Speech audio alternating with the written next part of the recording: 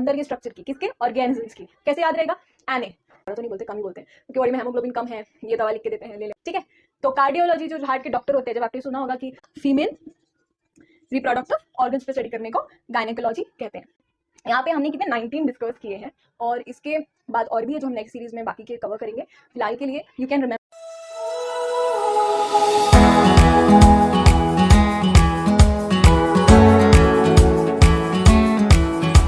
आप सभी को मेरा नमस्कार। कैसे हैं आप सब कुशल मंगल। तो आज हम डिस्कस करने वाले हैं बायोलॉजी का एक बहुत ही इंपॉर्टेंट टॉपिक।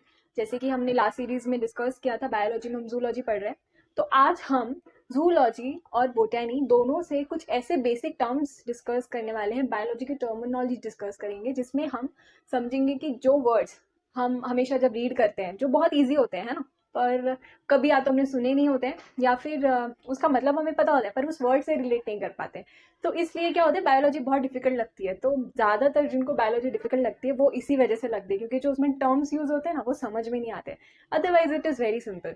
तो आज हम उन्हीं टर्म्स को डिस्कस करेंगे जिससे हमारी बायोलॉजी पढ़ना हमें और ईजी हो जाएगा, और जब भी आपको ये वर्ड्स दिखेंगे टेक्स्ट बुक में आप फटाफट समझ जाएंगे कि ये किस बारे में बात कर रहे हैं। So let's start. सो जैसे कि आप देख सकते हैं यहाँ पे मैंने कुछ 19 ऐसे टर्म्स इस वीडियो में लिए हैं जो हम डिस्कस करेंगे और इनका मतलब समझेंगे, ओके। एंड ऐसे बहुत सारे टर्म्स हैं जिन्हें हम सीरीज बाय सीरीज लर्न करते जाएंगे, फाइन। तो these are the most basic one जो अक्सर आते हैं बायोलॉजी में। सबसे पहले आता है एनाटॉमी, ओके।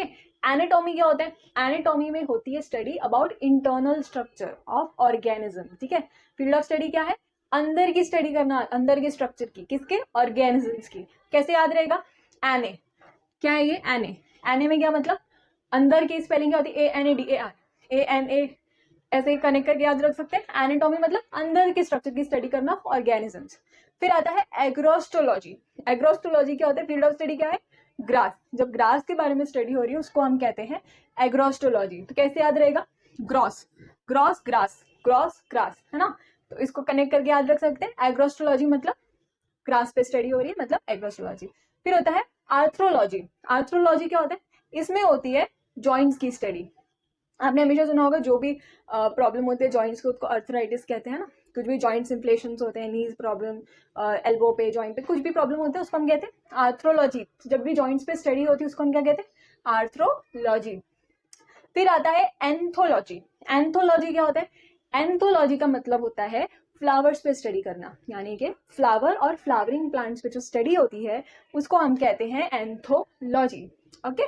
किस पे हो रही है स्टडी, फ्लावर्स पे, है ना। आर्थ्रोलॉजी पे किस पे हो रही है स्टडी, जॉइंट्स पे, जॉइंट्स, फ्लावर्स। एग्रोस पे किसकी हो रही है, ग्रास पे, है ना। एनाटॉमी में कैसे हो रही है, ऑर्गेनिजम्स पे। किस पे हो रही है, इंटरनल स्ट्रक्चर ऑफ ऑर्गेनिज्म। फिर एंड्रोलॉजी में क्या हो रही है, एंड्रोलॉजी मतलब ह्यूमन में मेल रिप्रोडक्टिव ऑर्गन के बारे में स्टडी करने को एंड्रोलॉजी कहते हैं, ठीक है।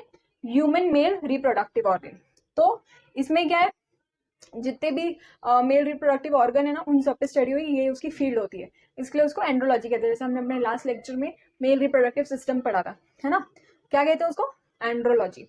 फिर साइटोलॉजी क्या होता है, स्टडी ऑफ सेल्स, सेल्स पे स्टडी करना, यानी कि इंग्लिश में सेल कहते हैं, बायोलॉजी में सेल को क्या कहते हैं, साइटो कहते हैं, तो इसको क्या कहते हैं, साइटो। तो सेल पे स्टडी करने को कहते हैं साइटोलॉजी। तो किस पे स्टडी हो रही है, सेल पे। और एंड्रोलॉजी पे क्या हो रहा है, एंड्रोलॉजी पे male organ, which one, reproductive, reproductive, okay. Male reproductive organ पे स्टडी करने को एंड्रोलॉजी, फाइन। नेक्स्ट पढ़ते हैं, नेक्स्ट आता है कार्डियोलॉजी, ठीक है। तो जो हार्ट पे स्टडी होती है ना, दिल पे, हार्ट पे, उसको हम कहते हैं कार्डियोलॉजी, ठीक है।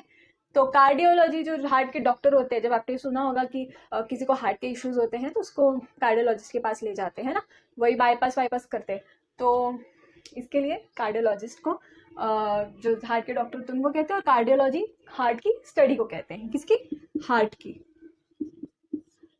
फिर डेमोग्राफी। डेमोग्राफी का मतलब क्या होता है, जो पॉपुलेशन पे स्टडी होती है, ठीक है, जो भी पॉपुलेशन की स्टडी होती है कि कितनी आबादी है, कितनी बड़ी है, ये सब, तो उसको हम डेमोग्राफी कहते हैं, है ना। किसको कहते हैं, स्टडी ऑफ पॉपुलेशन, यानी फील्ड ऑफ स्टडी है यहाँ पे पॉपुलेशन।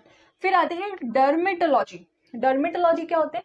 डर्मेटोलॉजी वो होते हैं जो स्किन पे स्टडी करते हैं, ठीक है, स्किन पे जो स्टडी होती है उसको डर्मेटोलॉजी कहते हैं, और जो स्किन के डॉक्टर्स होते हैं ना उनको डर्मेटोलॉजिस्ट कहते हैं। ओके, तो स्किन पे जो स्टडी होती है, फील्ड ऑफ स्टडी क्या है? स्किन, उसको हम डर्मेटोलॉजी कहते हैं। फिर आता है एंटोमोलॉजी। एंटोमोलॉजी क्या होती है? जो इंसेक्ट्स पे स्टडी होती है, यानी कि जो इंसेक्ट्स होते हैं ना, कीड़े मकोड़े, उन पे स्टडी होती है, उसको एंटोमोलॉजी कहते हैं। कैसे याद रहेगा? एंटो इंसेक्ट्स, एन इन, है ना, तो इंसेक्ट्स, तो उसको कहते हैं एंटोमोलॉजी। इंसेक्ट्स पे स्टडी को एंटोमोलॉजी। फिर आता है गायनेकोलॉजी। गायनेकोलॉजी क्या होती है? जो फीमेल रिप्रोडक्टिव ऑर्गन्स पे स्टडी होती है उसको हम गायनेकोलॉजी कहते हैं। तो आपने जितने भी फीमेल डॉक्टर्स देखे होंगे उनको हम क्या कहते हैं? गायनेकोलॉजिस्ट कहते हैं, राइट। तो क्या? फीमेल रिप्रोडक्टिव ऑर्गन्स पे स्टडी करने को गायनेकोलॉजी कहते हैं। ओके, फील्ड ऑफ स्टडी है फीमेल रिप्रोडक्टिव ऑर्गन्स। फिर आता है हिस्टोलॉजी। तो हिस्टोलॉजी क्या होता है? अब हिस्टो जो है ये वर्ड, बायोलॉजी में टिश्यूज होते हैं ना, जो टिश्यूज हमारे बॉडी में है ना, सारे सेल्स को मिलकर क्या बनते हैं? टिश्यूज बनते हैं। वो टिश्यूज जो होते हैं उनको बायोलॉजी में हिस्टो कहते हैं, और study of tissue is histology, है ना। Study of tissue is histology, study of histo is histology. Now next comes haematology. Haematology क्या होता है? हेमोग्लोबिन सुना है आपने?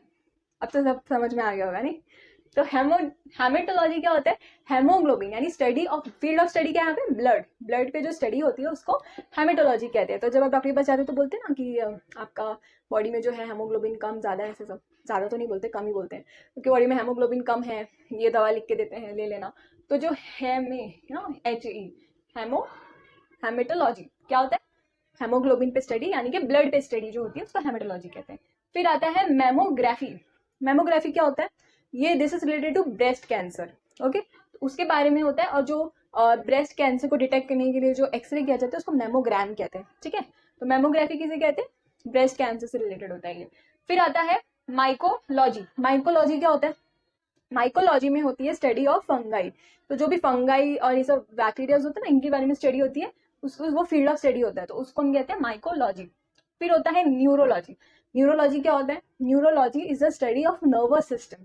तो जो नर्वस सिस्टम को ट्रीट करने वाले डॉक्टर्स होते हैं ना उनको न्यूरोलॉजिस्ट कहते हैं। तो neurology is the study of nervous system. Now neonatology. Neonatology क्या होता है? फिर neonatology is the study of newborns. जो भी न्यू बॉर्न बेबीज होते हैं ना उनके बारे में जो स्टडी होती है, फील्ड ऑफ स्टडी वो होते हैं, तो उन पे जितनी स्टडी की जाती है उसको नियोनैटोलॉजी कहते हैं। ऑलराइट, कैसे याद रहेगा? बच्चों का ध्यान रखते हैं ना, नैनी वैनी रहते हैं, नैनी बोलते हैं, नियोनैटोलॉजी, नैनी, ऐसे। तो क्या हो गया? वो होती है न्यू बॉर्न पे जो स्टडी होती है उसको कहते हैं। फिर ओडोंटोलॉजी क्या होता है?